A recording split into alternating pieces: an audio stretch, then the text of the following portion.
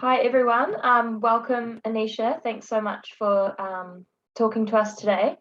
If you wouldn't mind just briefly introducing yourself and your research. Sure. Thanks, Trixie.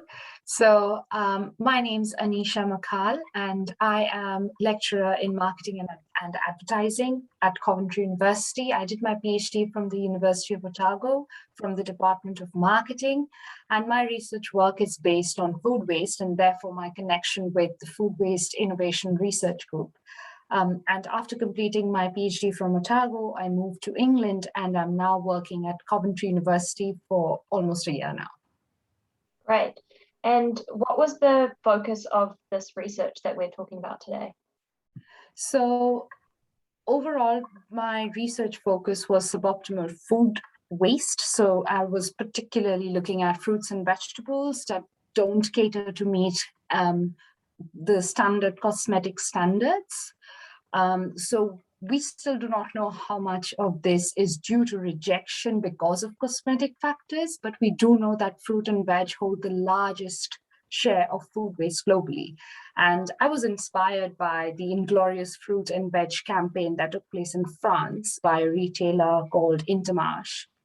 And it was an excellent campaign that showed the potential to market suboptimal fruits and vegetables. So at the same time, I was researching on this topic, and it made me ask, why are we even rejecting and throwing away these products? So with that background in consumer behavior, I set out to understand how we are socialized to form fruit and veg appearance preferences. And then this then became the bulk of my PhD. Awesome. And what did you find in your research?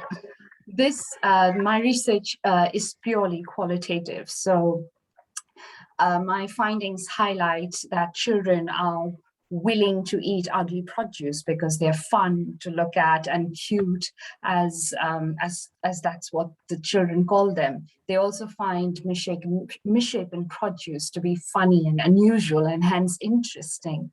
So I conducted a purely qualitative study that looked at why and how we are accepting and rejecting foods based on their appearance. So I interviewed primary school children for this, as that's the time when we are food socialized and we form a lot of food preferences that stick through to adulthood. So I went on with conducting focus group interviews and observations with children aged between 5 to 10 from a school in Dunedin. So like I said, my first major finding was that children were more willing to eat ugly produce. Secondly, children who, along with their families, are more interested in, food management or just interacting with food through vegetable and fruit gardening, cooking, food shopping. They're more willing to accept ugly produce.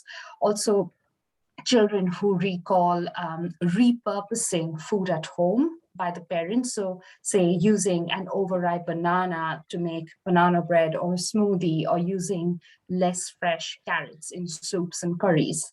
They tend to find more value in ugly produce. And thirdly, my research shows that children are aware about food waste and the food waste crisis at large, and they have a lot of opinions about what should be done with ugly produce. So I highlight key takeaways or solutions through children's own voices, because they are key stakeholders in this issue for their future, ultimately. Awesome. That's so great to hear about your research, Annesha, and hopefully lots more in the future. And thanks so much for contributing to food waste, to the food waste research space. Thank you so much. It was